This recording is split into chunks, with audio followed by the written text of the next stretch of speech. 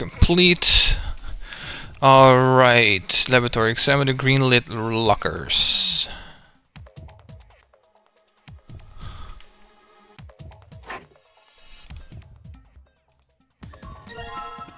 Acquire ethanol. Take the 3-sponged power cable from the cart. There's a lot of stuff here. I don't know if you need any of those, but I can't say for sure. There's one on top. It's a power cable. The power cable, huh? I'll take that. 3-punched power cable from the cart. Examine the cable next to the mannequin.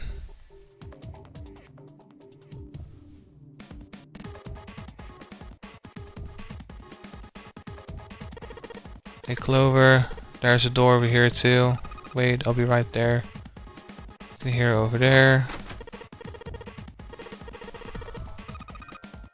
Won't work. Yada yada yada yada yada. I need to see a mannequin. Okay. Item. Definitely is a power cable. Do you remember if you ran into anything that didn't have power? Examine the mannequin. Examining the table. There's a creepy mannequin here, guys. Examine the table again. There's something sticking out that mannequin said, like wires or something. What the hell were they doing in here? Huh? Why is she all quiet now? They were doing experiments on humans? Probably. Oh man, now she looks sad. Give Clover. There's a mannequin lying on the table. I can't really. So how do I give her? It's like a control for electronic lock. Oh, acquire Clover's note. No, wait, no. Examine the table next to the mannequin. Okay. I don't know what kind of table it is, but it looks all black. There's a pen lying over here. I think someone probably used it to make the table black. Well, if they only used the pen on one part of it, there's probably something underneath all that pen. Clover, do you think you can erase it? Yeah, sure. Oh, this is a permanent marker. Junpei, do you know how to erase ink from a permanent marker? Erasing from a permanent marker, huh? Give me just a check over. I'll be right back. So on the table next to give Clover.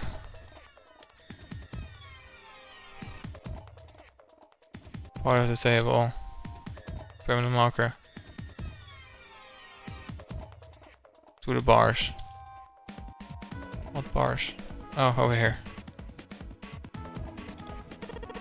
Clover, use this ethanol. You should be able to wipe off the permanent ink with it. What am I gonna wipe it with? Oh, well, your clothes, of course. Ha ha ha, kidding, just kidding. Please don't look at me like that, you're scaring me. Give Clover to examine the table again. A window.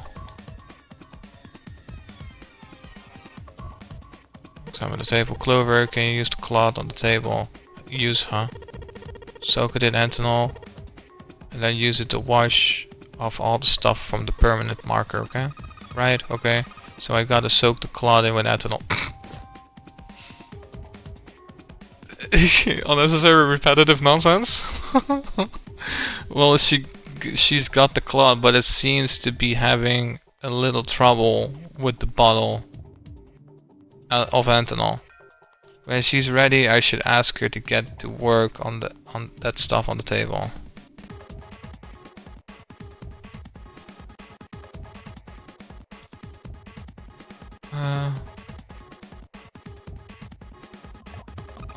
Soak the cloth in ethanol and... Junpei, it's working. I wipe with the permanent ink off. Huh? There's some kind of weird drawing underneath all the permanent ink. What's the deal with that drawing? Clover found. Maybe I should ask her to take another look at the table. I wonder what this is. There's a bunch of numbers, some kind of grid. Okay. Clover, you got a pen and a notebook, right? Could you write those numbers down and then hand them to me through the bars? Okay, Roger. Bars. Why do I keep fucking thinking that my microphone is not being properly recorded? I don't know if it is or if it isn't. I'm just gonna put it over here slightly, a bit more. Hello? This should do the trick, just in case. But I'm not entirely sure if this is good. Or not. Doesn't really matter. Just gonna close that real quick. Here, Jinpei. I wrote down all the numbers from the desk on here. Paper with numbers on it acquired. New material has been added to the file screen. File.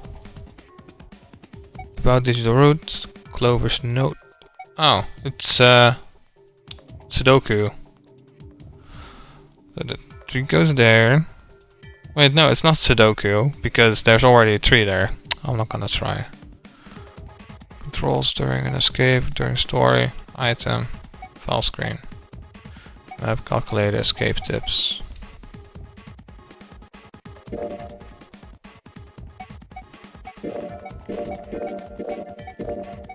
I don't like it having the new. Close note. There's 4 numbers written in 9 separate cells. Okay, Clover's note. Examine the machine above the mannequin. I think this thing is a monitor for whatever experiment they were running here. There is a bunch of stuff on here like resistance, value, and voltage. The power is off, so there's nothing right now. Okay. Take the 2.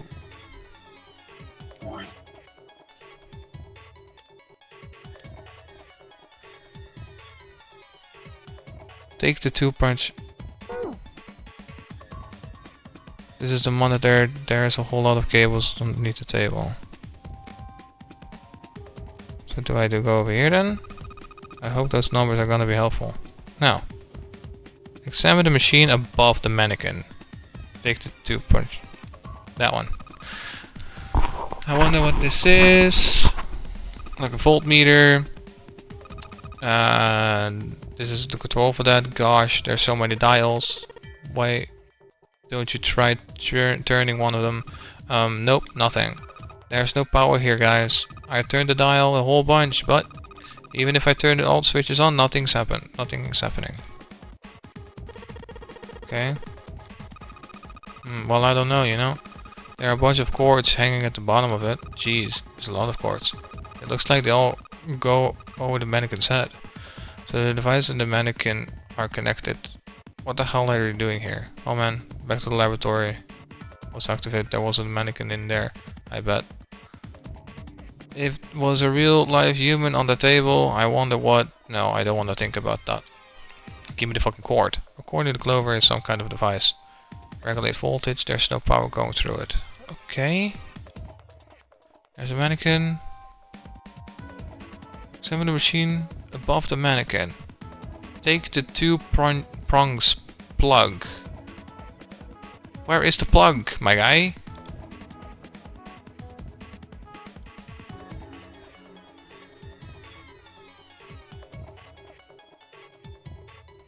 You're not showing me anything. Well, there's a power button. This is a waste of time. What? I don't see a power cable. Oh yeah. This thing isn't even connected to my computer though. I got a monitor, mouse and keyboard, but that's it. Just taking the power cable isn't going to do anything. Okay, this is unnecessary. You got blah blah blah blah blah. Why don't you? It says, this is what it says, right?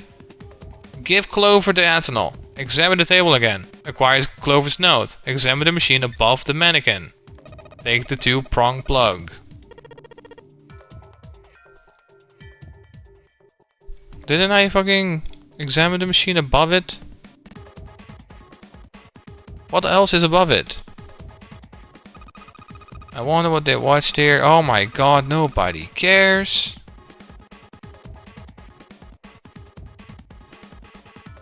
Monitor.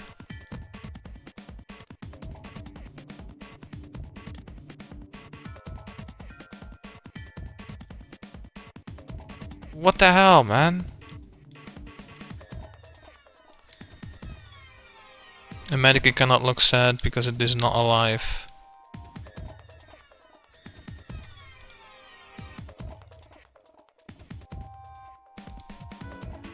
That's not what I clicked.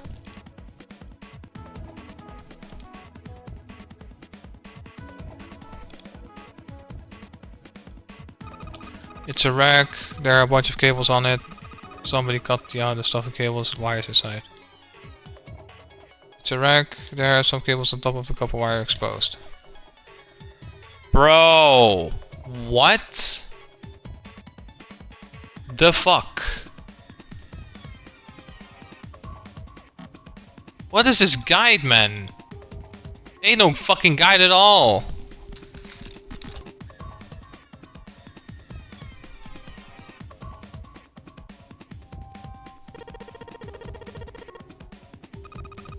That's right here, I'll take a look.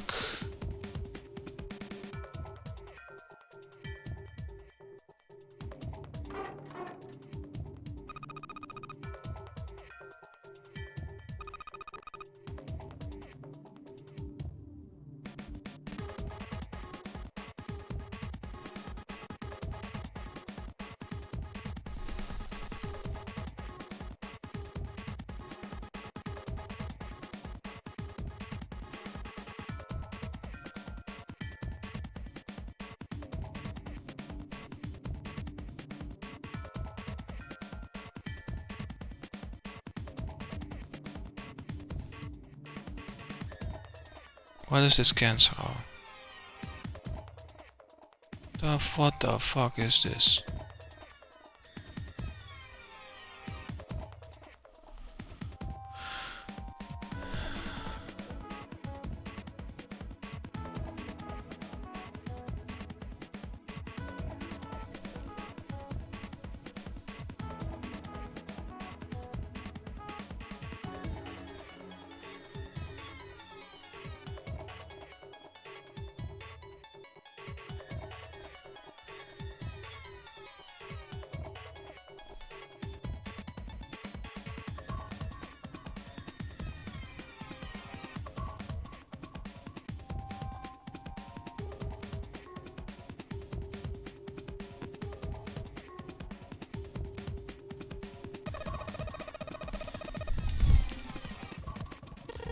Unnecessary yapping.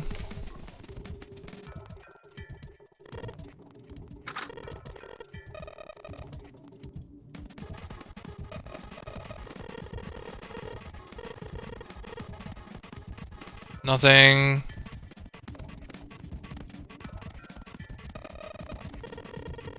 It literally just says take the 2-prong plug. That's it. That's fucking it.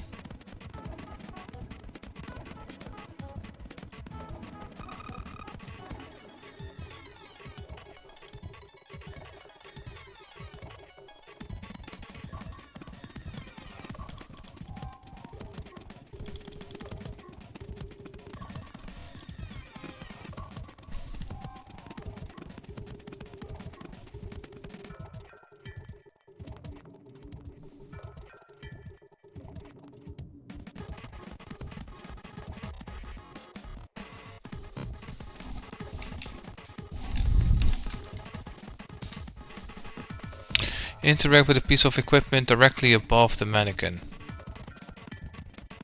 That's connected.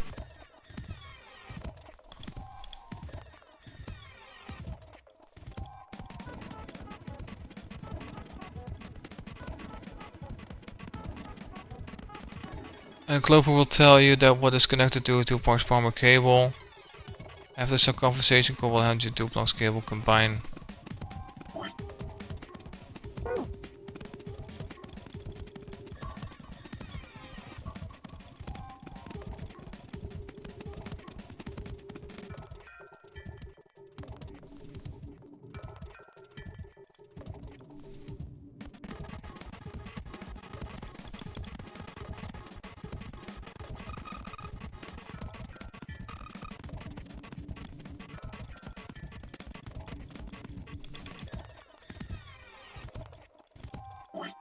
I don't understand. I'm clicking above it. What do you mean?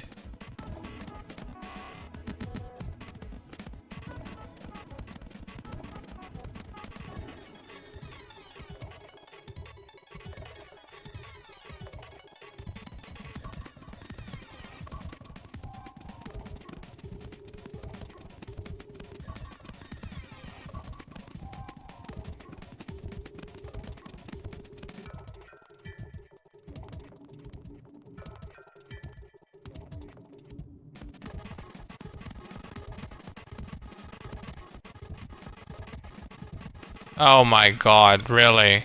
Really? Really? Is it really? This fucking guide is so fucking tarded.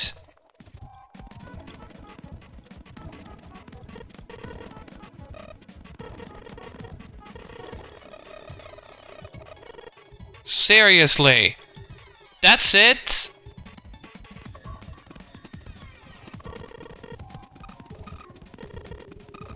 Oh my god, I hope this guy that made the fucking guide killed himself, man. What the fuck is this for fucking nonsense? Fuck me, dude. Whoever made this fucking guide, though, is seriously slit your... No. Have a happy life. Enjoy whatever God is giving you. But I bet you don't, you fucking ungrateful. Okay. Okay. Yeah, that was so stupid. That was so stupid. That was so fucking stupid. Here you go. The 2-prong plug. Thanks. Combine. Okay. Put the 2-prong plug onto the LED with the power cable. Combine the power cable, turn it on the computer. You gonna allow me? Alright, I got the 2-prong power cable in my hand. I'm pretty sure that this will work. Onto the desk I go. And let's just plug this thing into the monitor. Alright, that ought to do it. Alright, let's turn the power on. I don't think anything's going to happen. Why not? Well, it's not connected to the main computer. You never know until you try. Pretty optimistic. Junpei pushed the button in front of the monitor. With a soft hum, it turned on. Updating RSF file. Whatever dir, whatever b, 27e3 sec, start. Streams of letters that made no sense to Junpei began to scroll across the screen. He had hoped it would turn on, but he hadn't expected this. Huh. It's actually working. So it would seem... isn't that kind of weird? What? Well, it's not connected to the main computer, right? There's just a keyboard and a monitor. The only cable connected to this thing is the power cable we just plugged in. So why is it working? Maybe it's a wireless display. Clearly there was a reasonable explanation to Lotus. A wireless display? Yeah, it connects to your computer wirelessly. Hence the name. Have you been living in a cave, Junpei? He most certainly had not, but... Is that normal? Yes, at least where I worked. What, at the fucking whorehouse? At the talentless OnlyFans object shack? At the, oh, I have daddy issues and mommy issues, so I whip my tits out every single chance I get cottage? The I am a talentless whore and I use my holes in order to get where I need to be house? The whole, oh, I fucked a guy and now I feel guilty, so I'm gonna say he raped me shed? Fuck off, man. As they spoke, the lines of letters suddenly stopped and disappeared. The only thing left on the screen was the word pass, followed by a colon. It looks like we need to enter a password. Again, there must be a hint around here somewhere. Could you go take a look? Yeah, I'm on it. What are you going to do? I'll see if I can do something about this on my own. On your own? Yup, On my own, Lotus pulled over to the nearest chair and dropped herself down onto it in front of a keyboard. For a second she stared at the screen. She canaed her hands, knuckles popping and twisting her back left and right. Sure, sure, awesome. Your fucking tits, Mickey, fucking goddamn tail is cancerous, a horror object though. Go left or right, your tits fall out, man. How is it even fucking... It's a fucking drawing. It doesn't matter. But people think that actual real life people should be walking around like that. You don't. You really look like a fucking talentless OnlyFans object, and that's not a compliment. Alright, let's kick some ass. Lotus smiled to herself and rubbed her hands together in anticipation.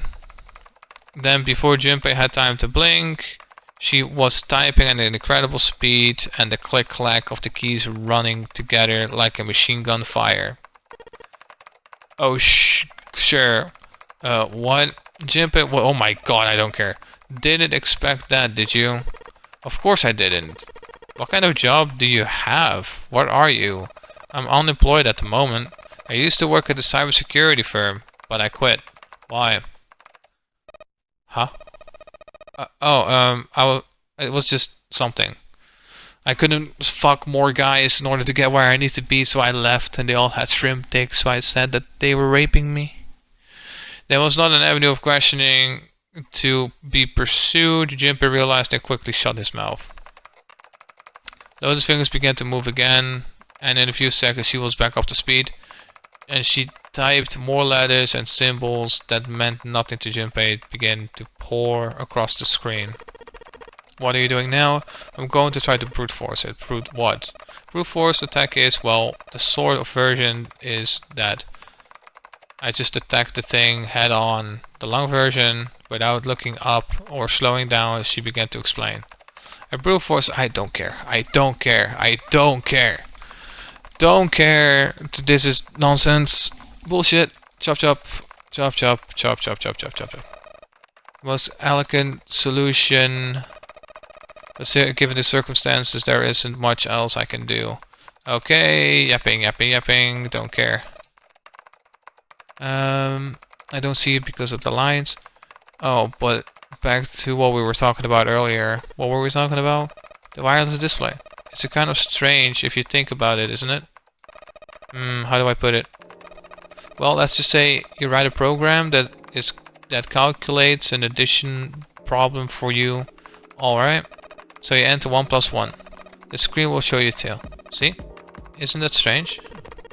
No, not really. Oh, come on now. Of course a caveman like you would think it was strange. You said so just a minute ago. You're just not getting it, are you? Who calculated 1 plus 1? The main computer, right? You said it connected to the monitor wirelessly. Yeah, but someone who grew up in a cave wouldn't know that, right? They probably think that this thing here, the monitor, is doing the calculating. And once they decided that, they'll start examining this monitor. They might poke the screen or something. Ah, I see. The color changes when I press it here. And they might investigate the hardware on the inside. Ah, I see. What the fuck is this? What the fuck is this?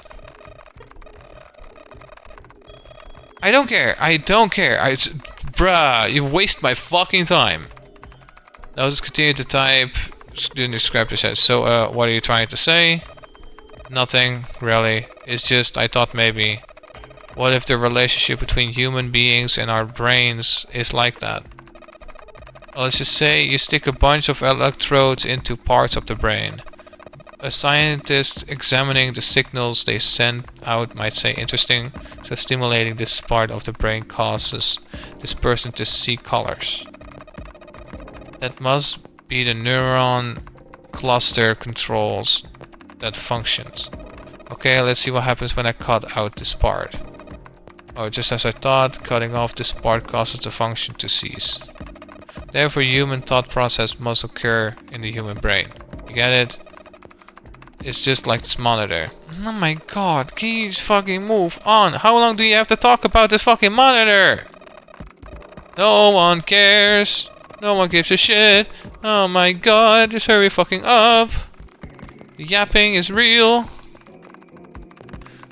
The brain is just the output device. Human thought actually occurs somewhere else. Did Lotus really think that? He wondered. It was a little creepy, Jinpei thought. It sounded altogether too much like a bizarre cultish religion. It's still not done? Maybe that's the cause of Samus amnesia. Oh, that's kind of important, I guess.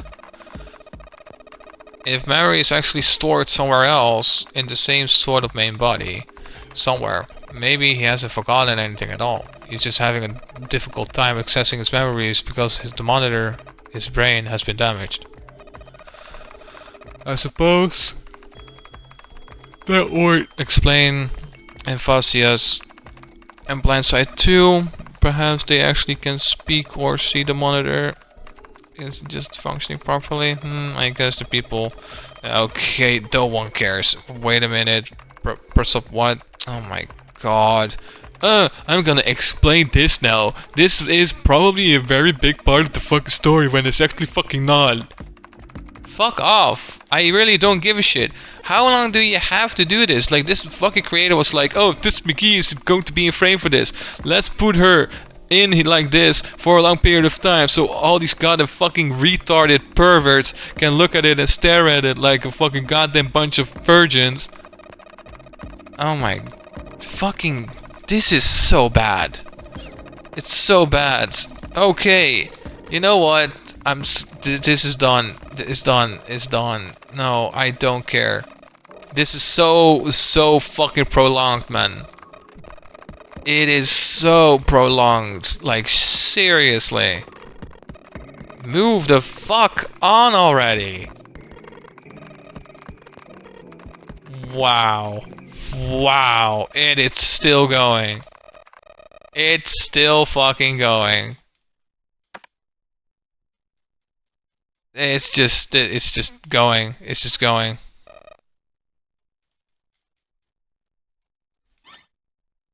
It's still going. It's still going. It's still going. It's still going. Okay. He wasn't sure what to say to that.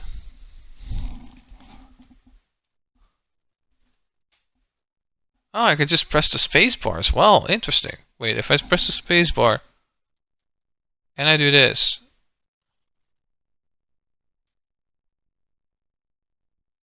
No, it's just a spacebar. Oh, interesting. She was certainly had done her part. In fact, without Lotus, they probably would have not completely aground. I shouldn't rely on other people so much, Junpei thought to himself. He told himself he would rely on no one else. Okay, I don't care. Okay. Turn on the computer, follow Clover's note to unlock the lockers. Bottom right, top left, middle. Bottom right, top right, top left, middle.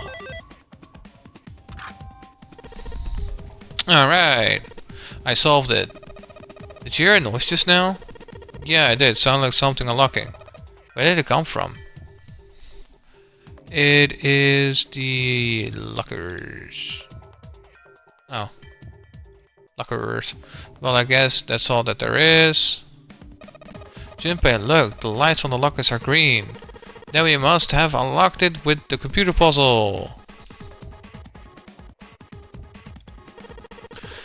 There's more than one key in here. This one is small and looks like it goes some sort of a machine. And the other has an earth symbol on it. I think the earth symbol matches the keyhole in a door on A deck. Well, if that's the case, we probably don't need the earth key right now. Alright then, earth key. I'll just tuck you away deep in my pocket. Now, as for the other key, acquire the Earth key and the activation key. Turn on the main computer. It was just at that moment that he heard a voice behind him. It was Clover. Hey Jinpei, do you have a minute? He put the puzzle aside for the moment, and walked over to Clover. What's up? I wanted to ask you something. Jinpei, you went into door 5 with my brother, right? Did you hear him say, like, anything weird? Why is she asking me this? Junpei wondered. The more he thought about it, however, the more it makes sense. Snake had been gone for a long time. Clover was quite attached to her brother. Of course she would have been worried about him. He thought back to when he'd gone through door 5, hoping he might remember something even a small something that would help her. However, sorry Clover, I can't really think of anything. I mean, he did mention that his hearing exceeds that of a regular person, or something like that, but that's about it. Okay. Clover's words were barely audible. She nodded vaguely to Junpei and turned to walk away. Wait a minute. Look, I don't know if I should ask you things, but if you don't mind, I was hoping you could tell me if Snake, I mean, was he born? You're talking about his eyes? Yeah, no, he wasn't born blind. When he was a kid, he got in an accident, a really bad car accident. He couldn't see after that, and his arm? Yeah, my brother's left arm is it's not like a normal person's arm. It's a fake. It's not a real arm. The accident hurt him really bad. To save him, they had to cut off his arm.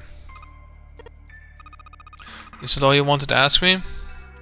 Talking about a brother, I clearly taken a great deal out of Clover. Junpei nodded. Look, I'm sorry for making you talk about all this painful stuff. Clover only shook her head and walked off down the stairs. Okay. That was a waste of my time. Eat. This key. Turning it on. Okay. Wow, oh my god. Examine the machine again. Against the wall behind the mannequin. Power restored.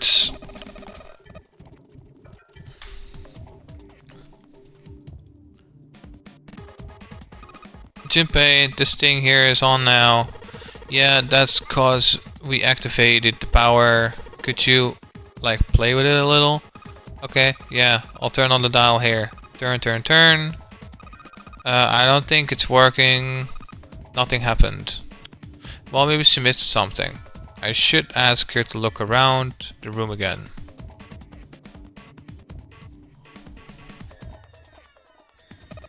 Maybe if you increase the voltage. Roger, will do. I'm gonna go all the way to the max voltage. Max voltage. Hey, wait, Clover. Aw, shit.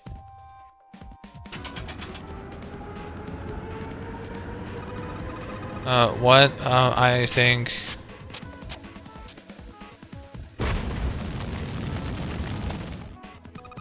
Wow, oh my god. The mannequin's head. Oh man, that sounds like a fire alarm. God, what the hell? Fire detected, fire detected. The emergency system will be activated. Evacuate the room immediately.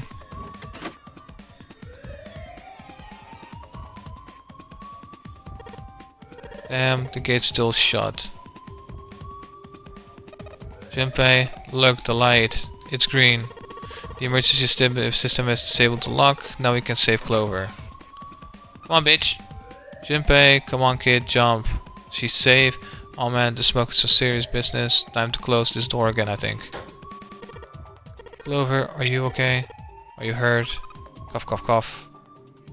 Damn, she's coughing so hard she can't even talk. Ah ha ha, cough. Of course, I'm not alright. What the hell took you so long, you big jerk? I was almost dead. Sorry, I was going as fast as I could. You two can do this later. Right now, we need to get the hell out of here.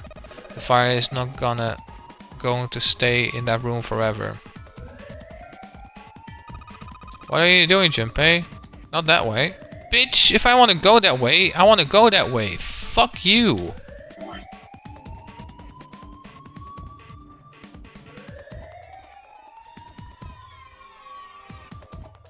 There's something there. But fuck it. Me go in here. Don't care.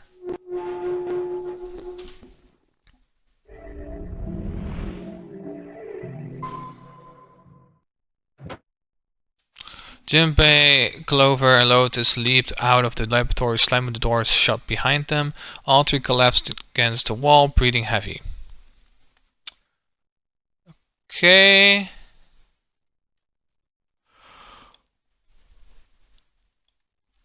Junpei's heart was pounding in his chest and his whole body felt weak. He inhaled gulps of clean air, and with each one he could feel his body begin to calm down. Alright, let's go. They nodded to each other and started off down the hallway. Before long they found a few doors, but all of them were locked. Soon they had tried all of the doors but one. The final door sat at the corner of the hallway. Junpei grabbed the door handle and was about to pull it open when a voice cried out behind him. It was neither Clover nor Lotus, but he recognized it. There was no doubt the voice belonged to Junpei. He spun around. There at the end of the hall, Junpei saw human figures running toward him. 3 of them. June, Cock, and Seven. They stopped short in front of Junpei and his companions, gasping for air. Cock, hey, what are you guys doing here? What? But we didn't... Before he could finish, Clover spoke. Guys, could you come over here? She was standing near the end of a small hallway that branched off to the right. The rest of them ran over to her, curious as to what she'd found. There was something on the wall at the end of the hallway. A map of the ship's interior. It said sea deck on the upper left corner. Most likely they assumed it was a map of the floor they were on.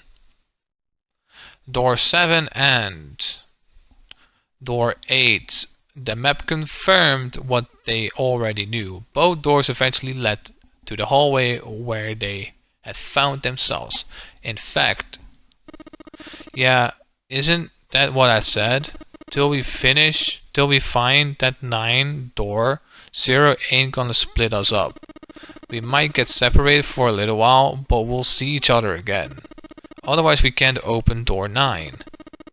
That's how the non-linear game works. Junpei looked at the map of the ship's interior again. As he looked more closely, his surprise and excitement gave way to wariness. One by one, the others saw what he'd seen. As one, they all moved back toward the door. Junpei had only a moment ago been ready to open. He pulled the map of the ship's interior off the wall, put it in his pocket, and followed the others.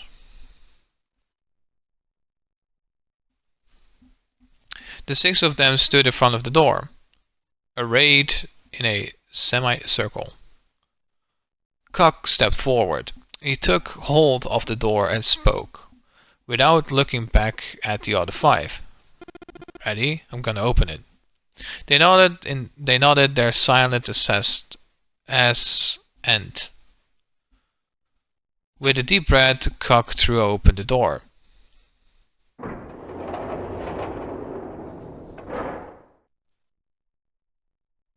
They poured through the doorway and into the room, even without looking around.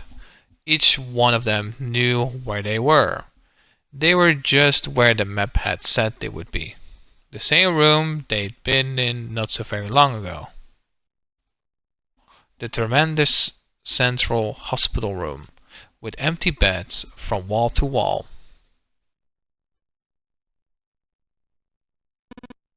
I see. I believe I understand what you're saying. The 6 of you split into 2 teams and went through doors 7 and 8. You solved the puzzles in the operating room and the laboratory, and then met one another in the hallway after opening your respective locked doors. He looked like anyone might after only just waking up, but it seemed he looked like anyone might after only just waking up, but it seemed that his brain was working as well as ever. Okay. He had managed to grasp, summarize and understand each team's report. At any rate, I feel a bit silly for my little show of whatever. I'm sure you'll be back for me. And I do hope you would come back. But I confess I didn't think you'd be back so soon. Ace shook his head with a whatever smile. Well, we saw each other again and we ain't that, so I'd say that's good enough. Anyway, I'd say we get out of this creepy old place. We found the key we needed. The key? Ain't that what I just said? I'm talking about the Jupiter key. We found it in the operating room. Here. I don't care. I don't care. I don't care. I don't care. I'm gonna let you hold on to that, alright? You got it. Well, I've got something for you too then. Here, it's a Saturn key card. We found it in the kitchen. I might lose it. It's probably better if you hold on to it. That way it won't be my fault. If it gets lost, I wanna fucking feed you to the pigs. And tie you up. Let you get raped by every single fucking animal that can fuck. And then just watch them slowly devour you. And then with that, she pressed it into Junpei's hand. He felt slightly honored as a group, they now had 3 keys that had not been used.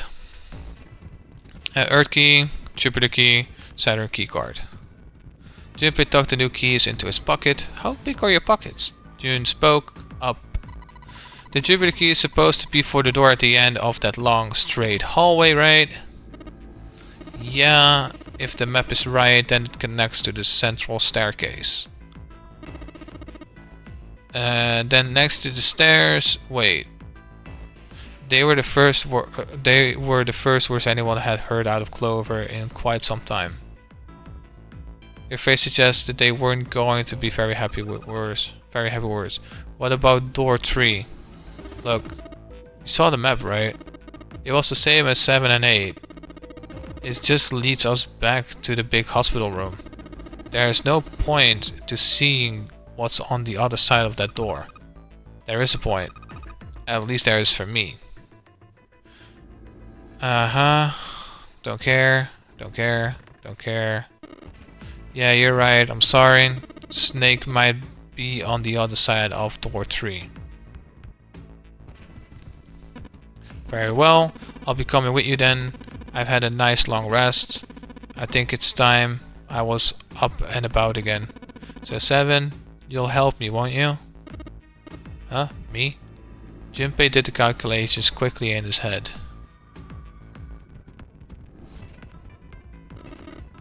Then, well, I guess that's how it's gotta be. I'm gonna go with you, huh? Yeah, you are. Alright, let's get moving. So it was decided that Clover, Ace and 7 would discover what lay beyond 3. Okay, we're heading out. Be careful. Whoa, didn't think you're hearing that from you, Lotus. Don't let it get to your head. I'd be in trouble if you 3 bought it, blah blah blah blah blah. I don't care about you. Ah, the truth comes out. 7 nodded as if the answer made much more sense and pulled the lever on the red.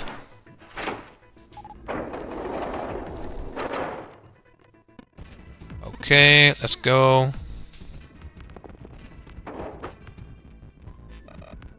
Alright, let's get moving too. Get moving? Where are we going? Everyone except Lotus seemed rather confused.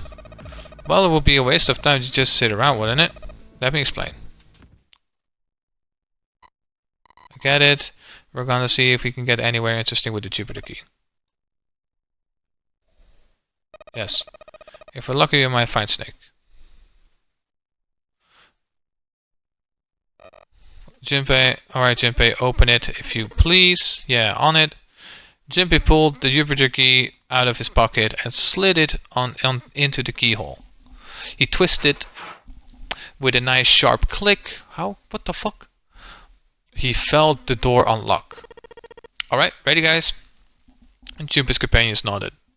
He nodded back, then slowly and quietly opened the door.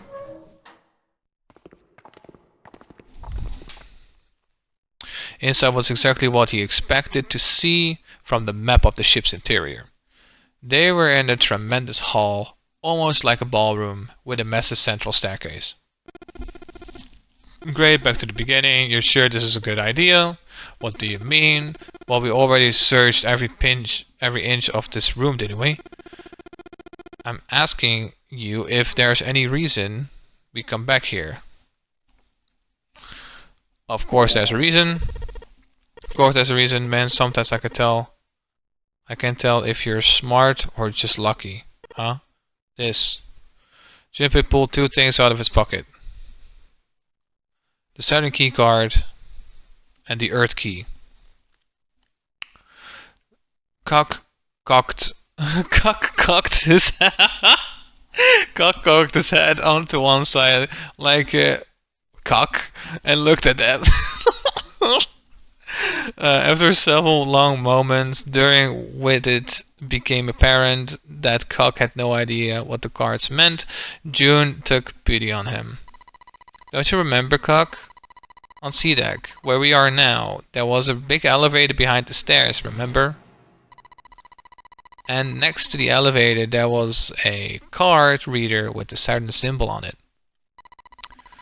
And on A-Deck, on the door to the left, there was a keyhole with the Earth symbol on it, I think. So the two keys that Jumpy has should let us use the elevator and the door on deck A, huh? Yes, that's right. June smiled, pleased with herself. So did Cock. Alright, I got it. Let's get started then. What do you say we split into two teams? Lotus and I will search Earth 1, so you two can search Saturn, alright? Sounds good. Junpei handed the Earth key to Cock. They decided on their initial search should be brief, only 10 minutes, then meet back near the staircase once they were done. Junpei and June headed for the elevators. Sure enough, there was a card reader bolted to the wall next to the left of the elevator. He lined up the Saturn key card and swiped it through the card reader. A light on the upper left corner blinked to life. Great, looks like it's working now. Alright, now how do I call the elevator? There was a single button on the right of the elevator door. On the button was the upside down triangle, the universal symbol for down. That didn't appear to be there. There was an up key. Fucking hell. Junpei pushed it. He didn't have much choice.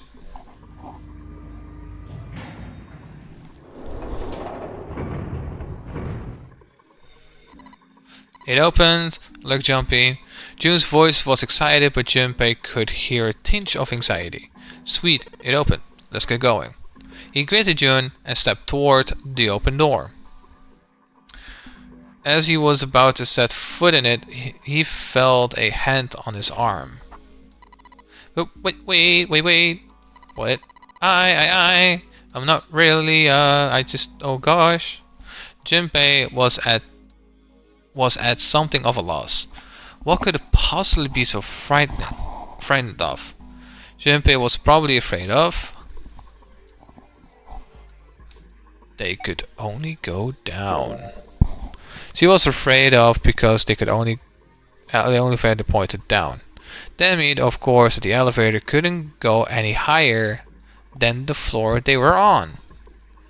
As he thought about it, Jumper realized he hadn't seen elevators on A or B decks near the central staircase, all of which meant that the elevators could only convey them to the lower decks.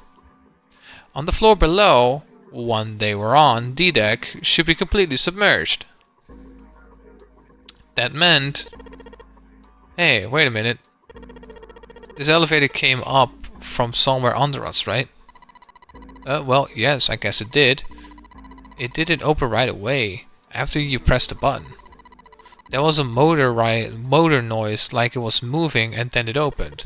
Yeah, exactly. Yes. So take a look inside. Junpei jerked his head towards the interior of the elevator. It's not wet. It's not wet at all, is it? The walls and even the floors are totally dry. Ah, you're right. They are. She looked around the elevator slightly embarrassed. Well, let's test it. Test it? Yeah, watch this. Junpei put one foot in the elevator and bent around the corner door until he could see the floor buttons. There were only two E and C. He pushed the E button and jumped out of the elevator. The door slid shut and they heard a grinding of a motor as the elevator car moved down.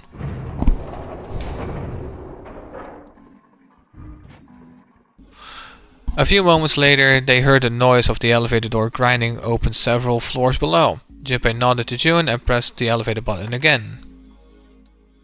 A few moments later, the elevator returned. Oh my god. The fuck's the point of that animation? The door slid open, and just as Junpei had expected, there was no water to be found. See? Junpei couldn't resist puffing out of his chest just a little bit. June, however, looked confused. What does this mean? How can the E deck be safe if the D deck is full of water?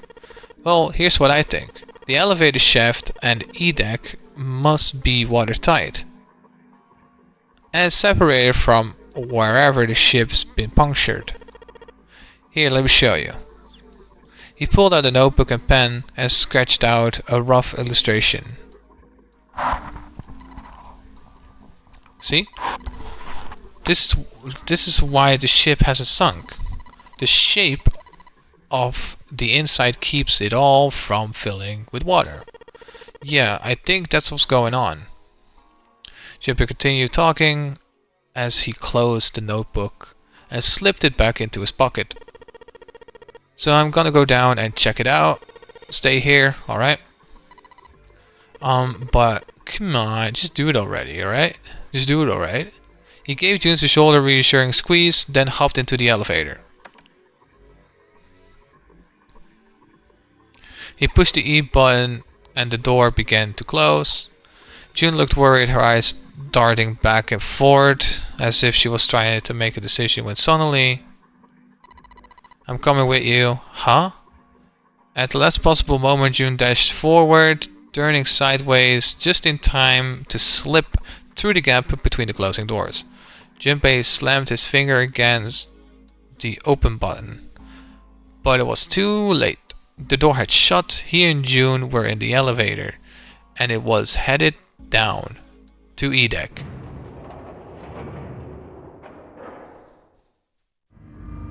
He was so surprised by June that he didn't even have the time to think about what awaited him on E deck. The elevator stopped and the door slid open. They stepped off onto the floor outside the elevator. Nothing seemed especially unusual. No fish going about their fishy business, or jellyfish floating lazily through the water. There was, however, a blowfish, or at least something that looked very much like one. June's cheeks were puffed out, and her mouth a tiny, intense frown. Oh, knock it off. It's just like I thought. This part has been flooded. Come on, just look around, there's no water here. June looked around nervously, then... Huh, exhaled. You're right. It's not flooded at all. See? But there's a whole lot of water. You're right, on top of us. What's going to happen if the ceiling breaks? Junpei thought about that for a moment. We'll probably die. Oh no, don't be so casual about something like that. At any rate, we should probably go back as soon as we can once we're done looking. Around down here.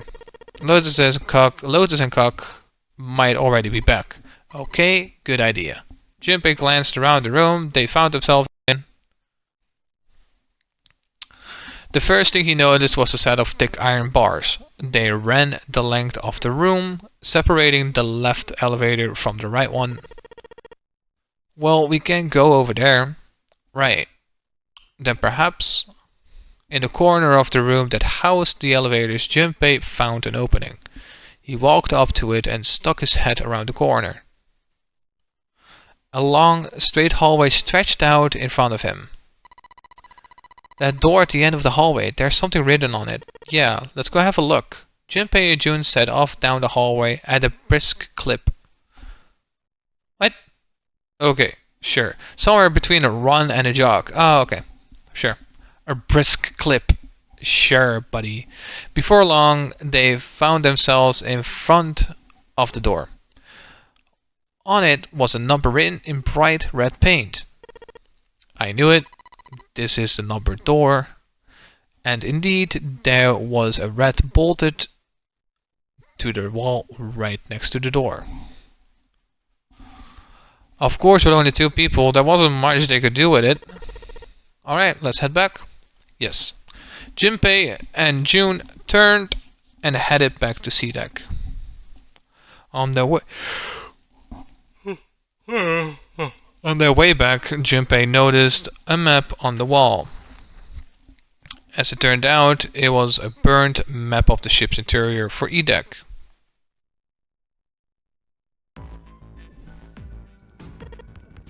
Huh, so you guys found door 1. They met back up with Cock and Lotus, who had explained what they found. Apparently there was another numbered door on A deck, just like the one on E deck beyond the door that the Earth key opened. According to Cock and Lotus, there was a 1 on the door. You just said that, but sure. All told, they had discovered 2 new doors. The door 6 and the door 1. It is interesting that E deck wasn't flooded. Lotus was quiet for a moment, lost in thought. Well, we don't really know if all of E deck is safe. We only checked the area around the elevator.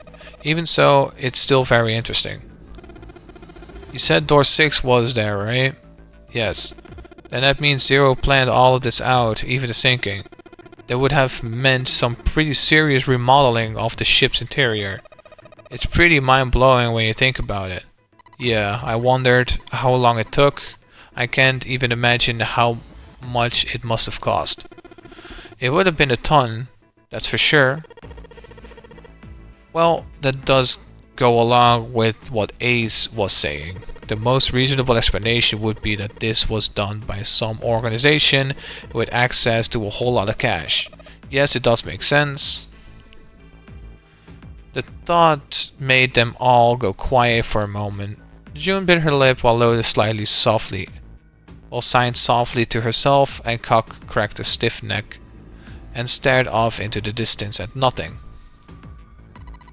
I don't think it's a very good idea to stay here. June looked up at Junpei with the large pleading eyes. Yeah, you're right. Ace and his team might be back already. Well, June, Junpei, and I should be able to open door 1. Huh? You guys leaving me behind? 8, 6, and 5, 19. 1 plus 10 is 0. Okay. Just kidding. Alright, let's go. Lotus' words were all impetus they needed. Back to the large hospital room they went.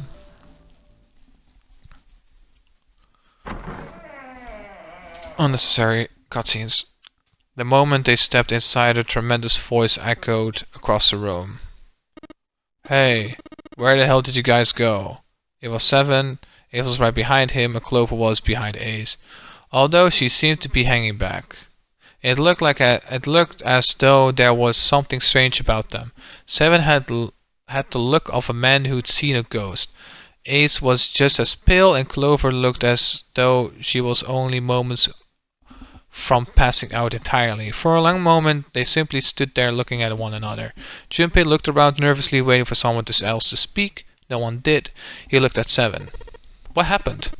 What the hell kind of question is that? Seven was trying very hard to be angry, but something had shaken him hard. His shoulders were trembling, his voice was strained. Snake is. Seven couldn't finish. He just looked away, his face twisted by Junpei wasn't sure what. Instead, Ace spoke up. He took a deep breath, closed his eyes, and spoke. Snake is dead. He died just as the ninth man did. It was as if the air suddenly was sucked out of the room. Junpei felt his heartbeat quicken, and he realized he was having trouble breathing. He could feel cold sweat beading on his forehead and neck. June, Cock, and Lotus looked the way he felt. All three were frozen in place, their faces white. Oh my god, that's not true, is it? We should make sure. Yeah, right, we should. They nodded to one another and headed to the number door 3. Wait, not that way. They stopped short and turned to look at Seven. He was pointing at the door with no number. I stuck a screwdriver in there to keep the door from closing all the way. It's not locked, so you can just go in that way. Where is he? The shower room on the left side of the hallway. I put a broom in there too to keep the door open. We can get it without going through the numbered door, right? Yeah, that's right.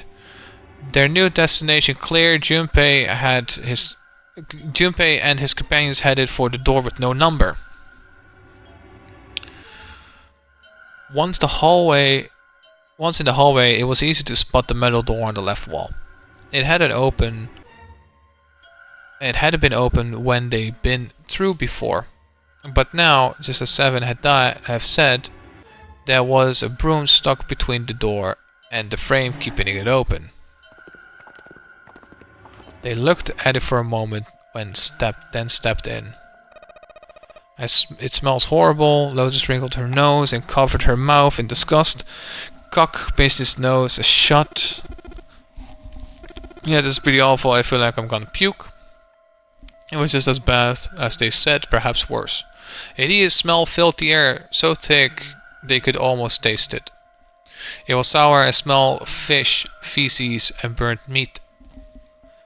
It worked its way through Junpei's nose and down his throat to pound against the entrance to his stomach. He put his hand over his mouth and struggled to keep what little was left in his stomach where it belonged. Oh, there are letters on there. Left, right. They didn't have to wonder where the body was.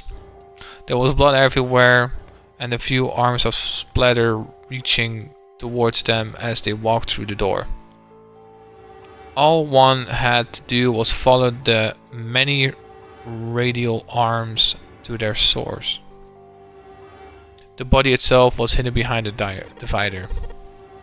Doing you should stay away, but please just do me a favor, okay? Alright? He didn't give her a chance to say no. He put his hand on her shoulder as if to shove her into the ground like a tent pole. Turned and walked towards the end of the divider. It felt like it took an eternity for him to get there. Santa and Lotus followed, timid and nervous as a pair of children. Eventually they reached the divider. They looked at one another and nodded slowly. Junpei put his hands on the divider and peered around the corner. For a moment he forgot to breathe. He felt his heart collapse in his chest. like an empty cigarette carton, and time froze.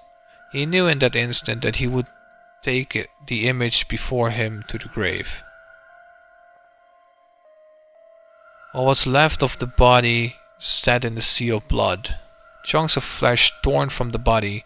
Okay, but I don't care about this fucking morbid, obese nonsense. Jesus, just like Ace said. Just like the Ninth Man, the detonator in his bracelet. I don't care. Like, the fuck, man. This dude gets... I think the creator was like beating his meat, typing about how a fucking body is mutilated or whatever the fuck. Fucking cringe as faggot. No mistake about that, it's Snake.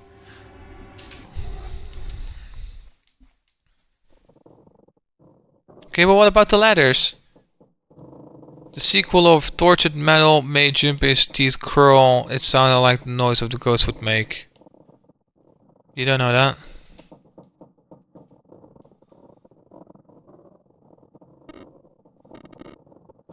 Chances are that he was killed the same way the Nightman was.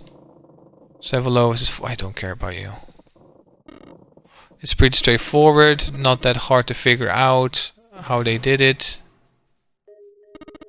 First the killers got Snake to authenticate on the rat to open door 3. Then they shoved him into it alone and waited 9 seconds for the door to shut. Once that door shut, it was over for Snake, but he didn't give up. He probably knew it wouldn't do him any good, but he probably ran into the shower room looking for the dead. With a small chance, but it wasn't like he had anything to lose. Unfortunately, it didn't work. The detonator only deactivated. The detonator is only deactivated if everybody who authenticated when they went in uses the dead. And then the 80 seconds after he was shoved in, that happened. I see, so that's what you mean with killers, huh? You need at least 3 people to open one of the numbered doors, including Snake. It wouldn't open for Snake and a single killer. Exactly. That means we're looking at multiple perps here. Jimmy crossed his arm and grunted. Well, just in case I'm gonna make sure. Let's say you're right. When do you think Snake was killed? When we all split up to look for the parts of the rats, I think. Right after that was when we noticed he was gone. Then that means none of us have alibis. When we were all off searching the rooms, we've been assigned, looking for those parts. Yeah, that means anybody could have been a killer. Wait a minute, what are you talking about? June seems shocked. How can you say that one of us is a killer so casually? Well, not just one of us. If I'm right, then at least 2 of us are murderers. Why don't you calm down a bit, 7? What are you going to gain by being so suspicious? That's what Zero wants you to know. That's what Zero wants, you know? What Zero wants? Exactly. This game was set up by Zero, wasn't it? Any game has a winner and a loser. Whoever makes it through door 9 is a winner, and those who don't are the losers. Zero is trying to make us fight against one another for that victory. Then you are saying that Zero is trying to split us up by making us fight each other. Yes. Then that is why we can't let ourselves fall prey to suspicion. We have to trust one another and form a strong bond of friendship. Otherwise, we'll end up ensnared by Zero's manipulations. Then, does that mean that the person who killed Snake? Yes, almost certainly Zero himself. If there is anyone we should doubt, it should be Zero. He masterminded this game and kidnapped all of us. Wait, okay, so what if Zero's bracelet thingy is Zero? That still counts as someone, right? And Snake was 2.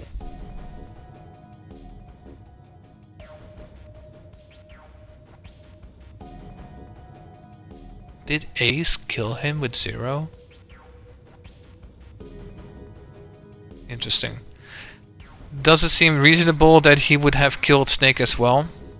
Junpei hadn't really considered that. If Zero had killed Snake, then Zero was on the ship with them. Was Zero still on the ship with them? Of course. Of course he was. That was obvious. Zero was somewhere on the ship, but Junpei had no idea where. Junpei mumbled to himself, lost in thought. Where could the shooter be hiding? As one of you, maybe.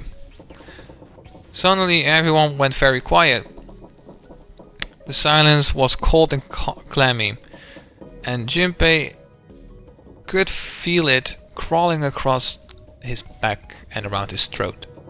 Again, he heard the ghosting moaning noise.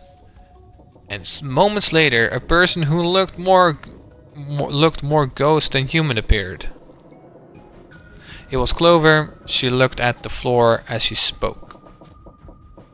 And her voice was cold, monotone. Wait, hold on. It's 3, right? So it needs to be a digital root of 3. Snake was one of them. So that's already 2.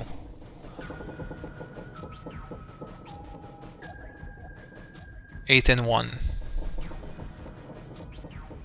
makes a digital root of 3. Wait, no. 8.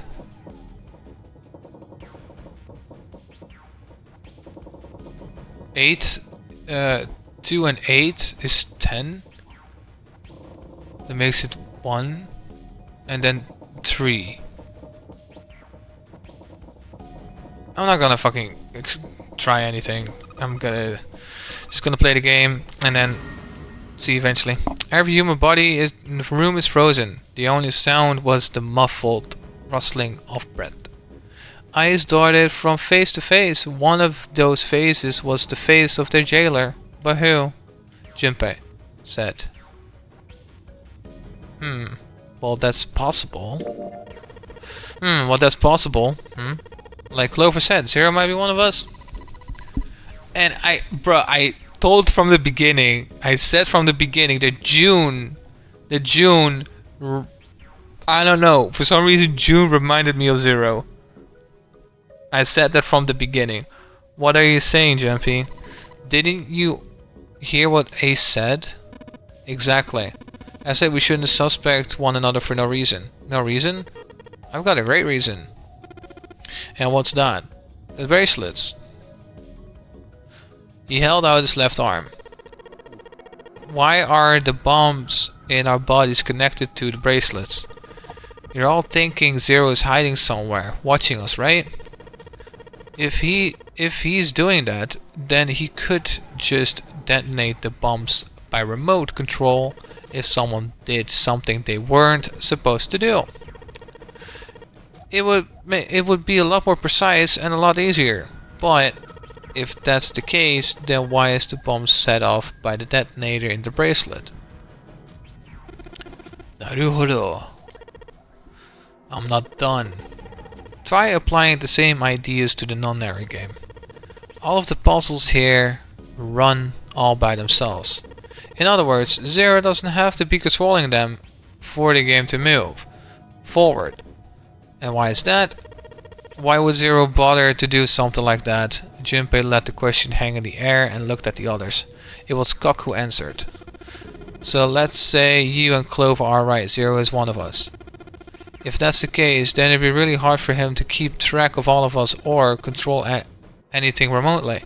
That's why all the puzzles run by themselves. And that's what you're getting at, right?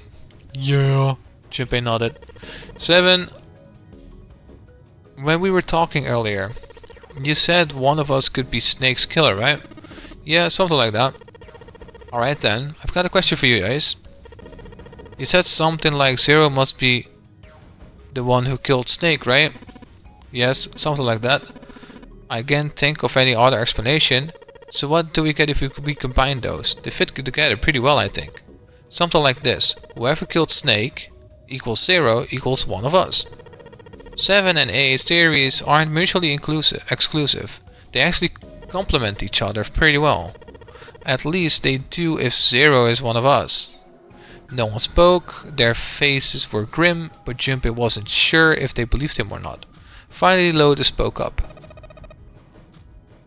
Wait, were his motives? His motives? Were his motives? Were his motives? What the fuck, game? Spelling. Heard of this? I'm pretty sure you didn't. Yes. It wasn't that pretty. Isn't that pretty important? Why would 0 want to hide as one of us? Oh, well, that's because Junpei choked. He hadn't thought of that, and he had to be honest with himself. He had no idea. I don't know. Lotus signed. Well, so much for making persuasive argument, Junpei. Bitch. Can you shut the fuck up?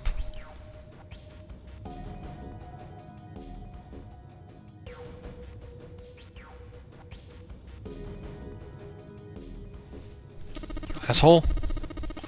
I don't really think that's enough to go on, you know? Junpei was painfully aware of their eyes on him and their disapproval. He tried to find something else, anything else, to look at. Just when he felt he could bear it no longer...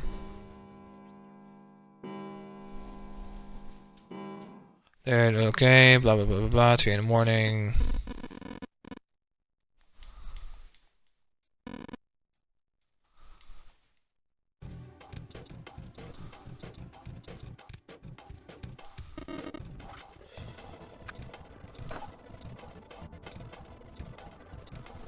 Uh-huh. Skip. Don't care.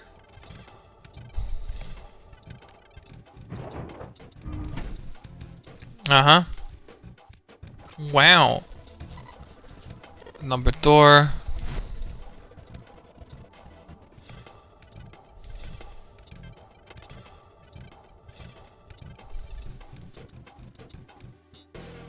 Four, 5, 3, 3, 4, 5.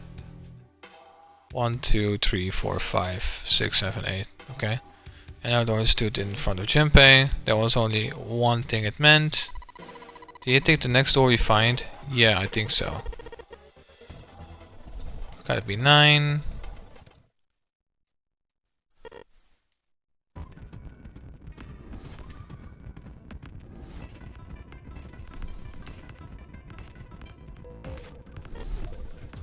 Ace requests door 1. Yes, I do. Would anyone like to explain to me why? No, we don't have the time for that, sorry. Let's just keep going. This next is Sun Gok, he wants door 6.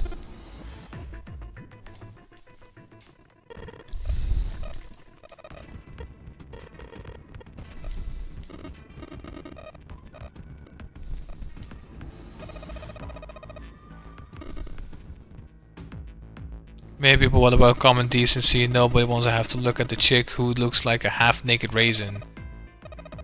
Yes! I should have read that, but hey, fuck it. I don't care. Like, I read enough.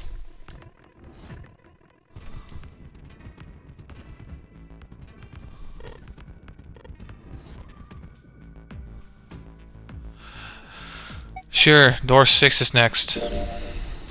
It says...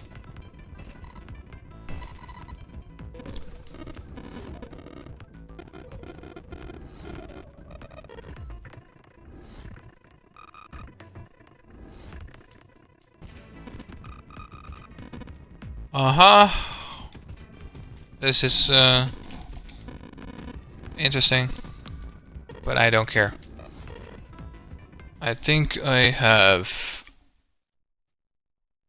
I mean, it's just an hour though. It's enough.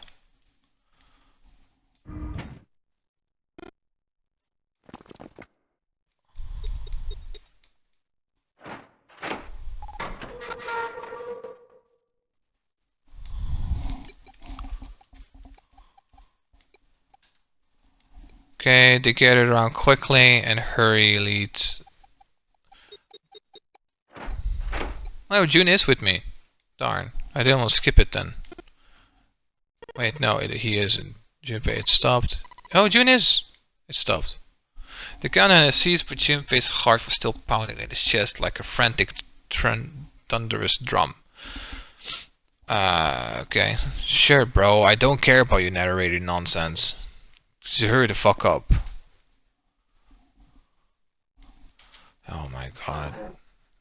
You're not gonna hurry up.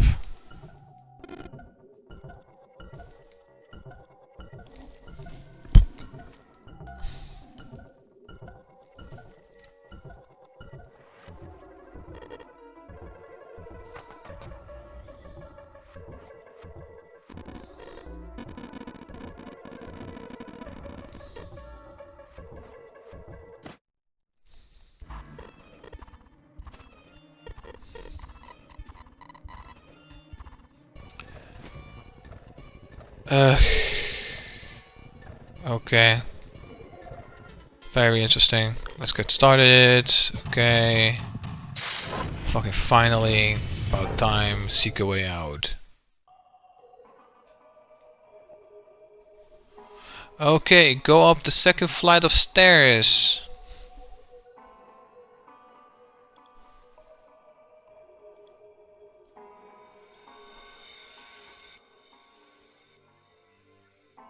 And examine door A.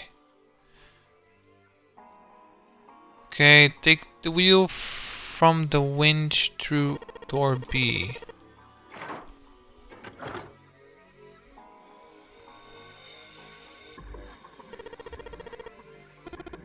Alright, let's go. This looks just like the door we went into. Where are we? It must be on the other side, yes? Which would put us directly above the conveyor belt. At any rate, we should keep moving. That's a great deal we've met yet to investigate.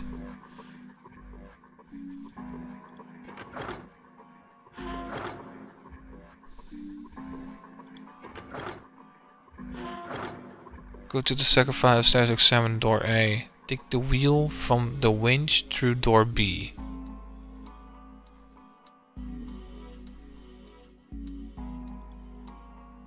Catwalk.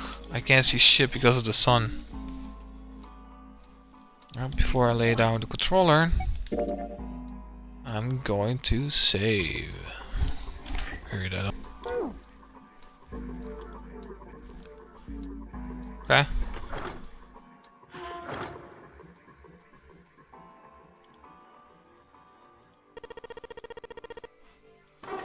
Give the wheel a spin. What? That's weird. Any resistance? Shit.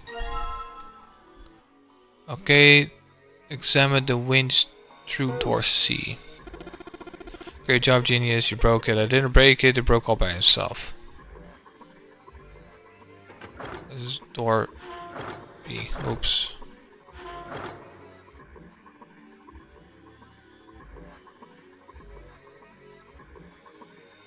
One of the doors with furnace, there's a C on it. I need to go in here then again.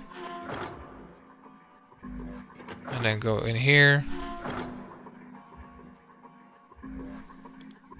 Then that one. And operating. Take the control, examine the winch through door C. Let's see if it fits. It's perfect fit. It's very not a shanky. Good work, Junpei. We should be able to haul the wooden box. You see the wooden box is under the catwalk. Can you see it? It's hanging from the rope on the winch, isn't it? It looks like there is some sort of device in the box. I'm not sure what it is. At any rate, you might as well turn that wheel now. I'm counting on you. Okay. Alright, turn the wheel. Hey, what's this? What happened? This wheel only turns to the left. It only turns to the left? That means we can't reel it up from the rope. Yeah, we can only let the rope down. Interesting. I don't think that will be a problem. We will simply need to go downstairs after letting the wooden box down.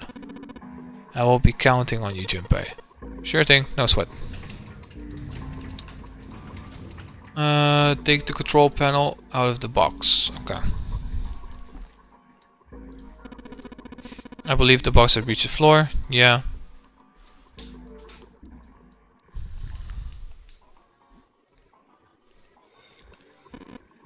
She doesn't seem to be improving. Exit suppression. Oh my god, I don't care about you. What could be causing this, I wonder? Illness, perhaps? Nah, it's gotta be exhaustion. She gets dropped into a weird ass ship, forced to play some messed up game. If you think about it, it's a lot weirder that we aren't freaking out just like her, you know? So you're saying we're abnormal? Yeah. We're just running around this room solving all these puzzles like it's just business as usual. How the hell could you call that normal? We're just guinea pigs. Guinea pig? You mean like a lab rat? You mean we're being used for some sort of experiment? Is that what you're saying? Don't know. But it does seem like a possibility, you know? You know, speaking of experiments... That was...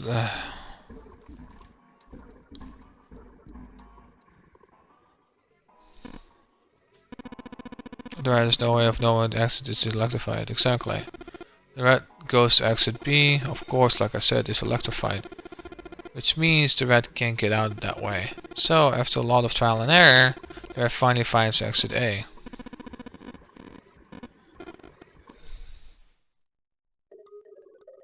What the fuck? You did... I can't believe people actually paid money for this.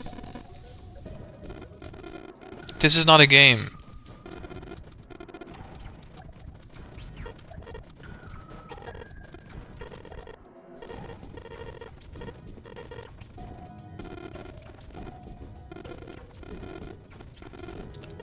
Uh-huh, wow. I really don't give a shit about you, cock. I really don't care about you. Sonny felt cold, the back of the head is aching, and his stomach felt strange. Fucking finally!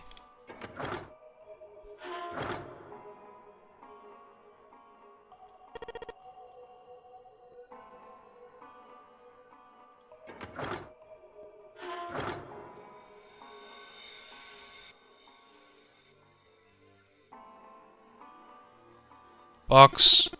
There's a pair of wooden boxes here. There's nothing in them.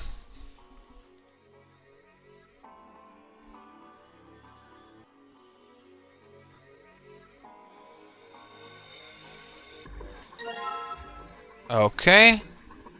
Take the control panel out of the box. Place the control panel in the door of the conveyor belt.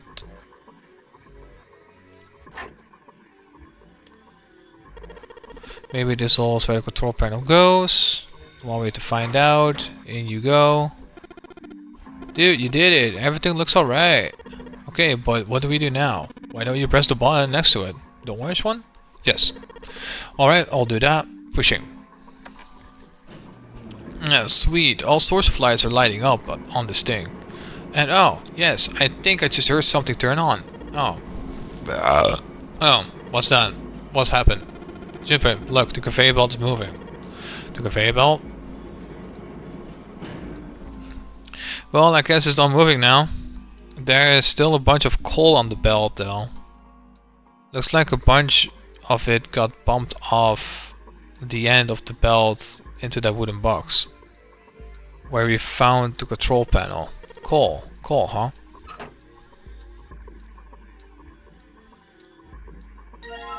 Take the box with the pool of coal. Put the coal into the furnace.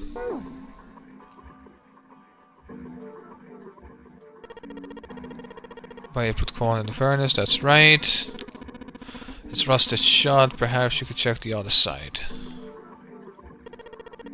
Bunch of wooden boxes over here on the wall. Or we look through them. Okay, I don't care.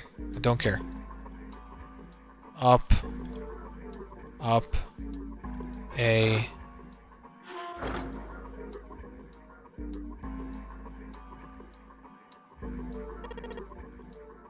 Catwalk.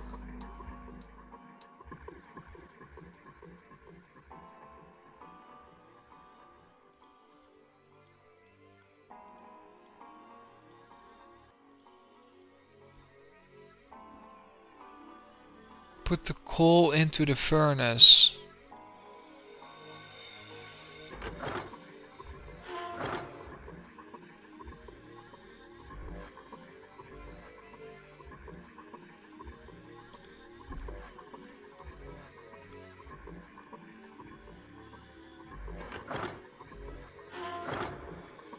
Maybe I go there via B?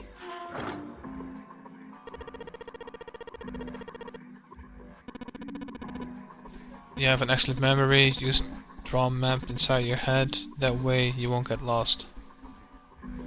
What?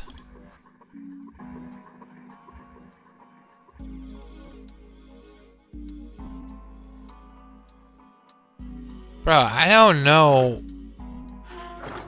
where you want me to put this in.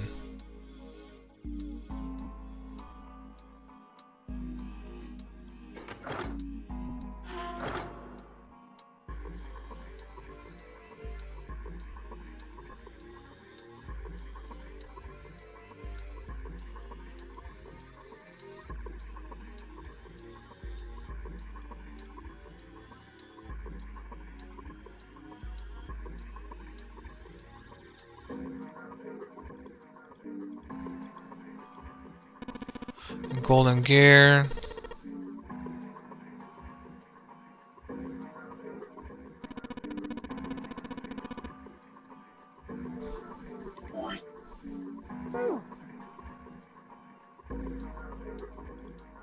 Oh! Oh! Oh! Oh my god. Alright. Okay, let's do this. Alright, that's the last of it. No coal left in the wooden box. Alright, nothing. Great. Okay, then fucking stop talking and move on! So going in the coal, well, a man can dream. Junpei explained it to me again. You're planning to stoke the fire with the furnace of the coal, which will heat the water, store it up, and make it steam, which will then drive something else. Am I correct? In other words, you want to generate enough pressure with the steam to power the turbine. And drive the steam engine, right? Yeah, I guess that's the gist of it. Well, in that case, this isn't enough coal. The furnace is enormous. So we're gonna need a whole hell of a lot more coal than this. Very well then, if the three of us work together, then we should manage to fill it much faster. I want to help too. Man, I totally didn't see her walk up. Are you feeling up to that? Yes. Yeah, right. You look like you're a stiff breeze away from falling over, June. I think you better rest some more, alright? But no arguing. You need your rest, so you stay here, we'll handle it. Okay, I understand. Alright. Time for some manly work. Let's get this coal into those furnaces. Put coal into the furnace, go up the staircase, and set the control panel on the wall.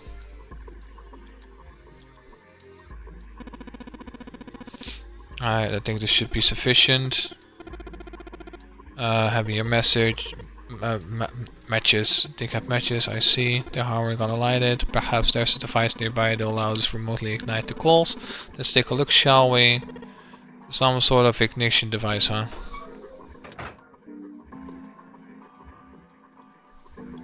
No, I clicked the fucking stairs. Fuck off. This one. Huh. I wonder why the lights are like this. By here, I think the two columns on the right were red. You're right, but it seems they're all yellow now.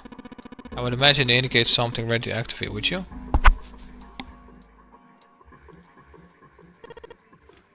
Is this? It might be. It probably is. Like the furnace, it means that we have to move that thing down. Alright, let's do it. Here we go. Hey, let's look at this. There's a big gears turning on the boiler here. Okay, go up the stairs, control panel on the wall, take the silver disc, bronze disc, and the gold disc from their respective gears. Okay, the gears, they're spinning. What the hell are you just waiting for? Let's start looking.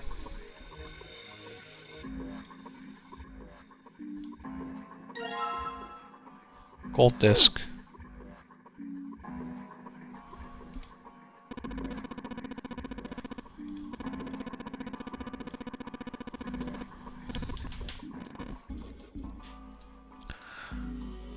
And there's another one over here.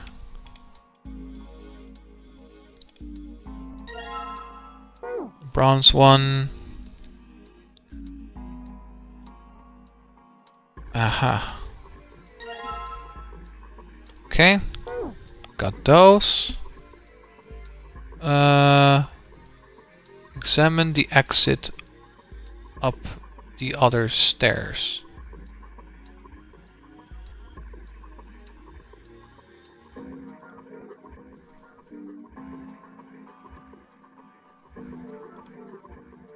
This is the kind of door blocking the way. You think this is... Yes, looks like the exit. Looks like the door slid up the ceiling.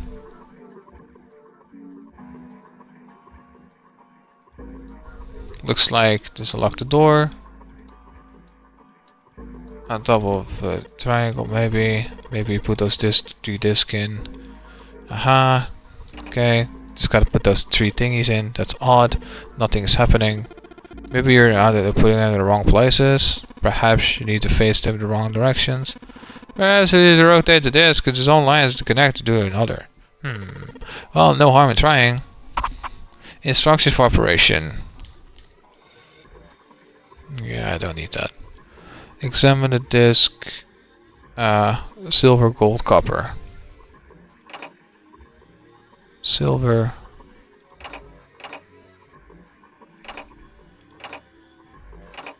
Silver, gold, copper.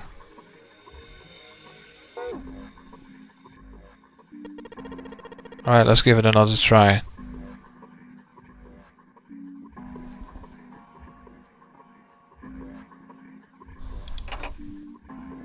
Silver, gold, copper.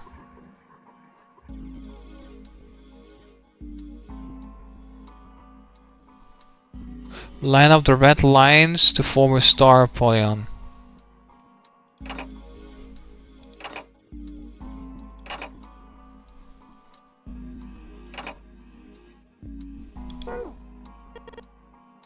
Okay, but you're not telling me how to do it though. What is this guide, bro?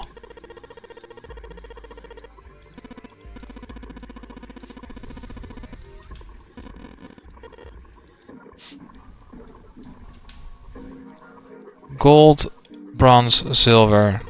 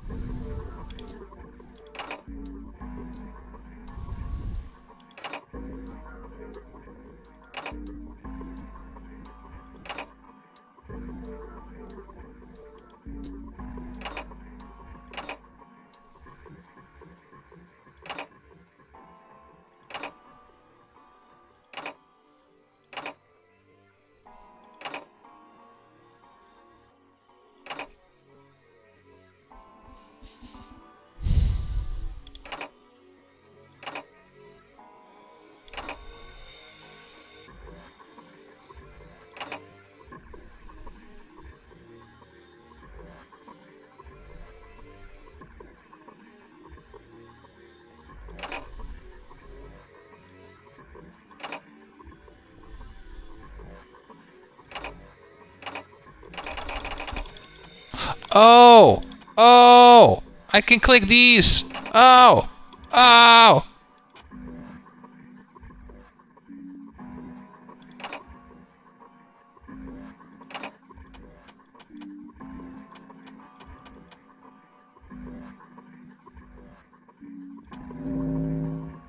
Ah!